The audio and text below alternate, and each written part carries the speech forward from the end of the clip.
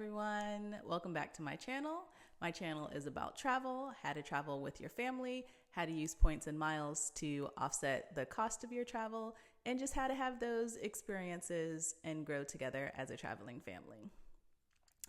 In today's video, I'm going to go over some of the top travel destinations for families. And this is for families of kids of all ages. If you haven't done so already, make sure you subscribe to my channel so you can be notified when I release new content and new videos. And now I'm going to jump into my top destinations for families.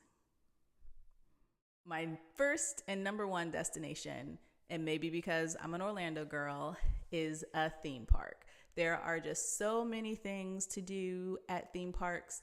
There are just so many experiences, a lot of stuff, even though, the theme park ticket itself costs money. There are a lot of things around the theme park that are free.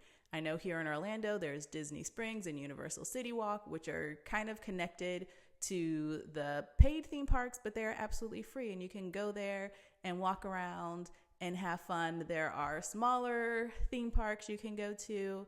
This is just something that is, there's a lot of people, a lot of work is often hot, but there you go and you just have a wonderful time. There are so many things you can do, and it is only as crazy as you make it. So when we go to theme parks, we try to moderate ourselves. We don't have the expectation that we're going to get everything in one day. We know the kids are going to be tired. We know it's hot. We know they're thirsty. We know they get kind of cranky. So instead of trying to push through everything and try to get it in, we recognize that, and we're okay if we do 2 out of the 5 things that we have planned on doing, because we want it to be a fun family vacation. We don't want them to remember my partner and I getting upset or getting frustrated with them or whatever. We want it to be something that is a fun experience for all. So we have the theme park. We often stay in a resort around the theme park, so that comes with the pool and just exploring the resort, going to, like I said, the different free things. There are often scavenger hunts and just other things you can do in the theme park if your kids are too young to get on the rides. And so that is definitely my number one family destination. My second family destination is actually camping, being outside, going to state parks or national parks.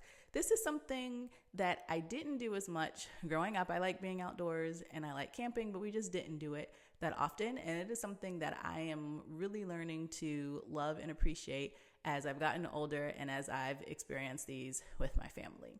So we have a tent, we have kind of everything we need to go camping. And we've done some smaller adventures because our kids are young, just weekend nights here, 2 nights somewhere. But they absolutely love being outdoors, being in the fresh air. They love cooking outside and just eating snacks and going on nature trails. And it is often super low cost staycations. Most people live in a state where there are state parks, so you can drive to a state park, reserve a campground and camp. And it is time to kind of disconnect often from some of the screens and all of the other things that are vying for our attention, and really connect with your family. I know I have some other folks that I've camped with that don't really want to do the tent camping, and that's fine. There are numerous campgrounds and places where you can go and rent a cabin and still kind of be outside and be in nature. And so that is definitely my number 2 destination, just being outside, being in nature, going to a state park, going to a national park, and just camping with your family. And the third destination or type of destination that I like to go to with my family is a historical destination.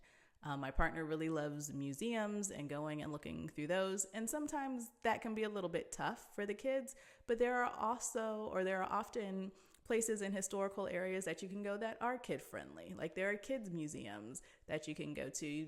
Big cities have a lot of history, but they also have a lot of things to do for kids and families. We love to go places like St. Augustine here in Florida, where we can see the old fort and just a lot of history. When they get a little bit older, we'll probably go to DC.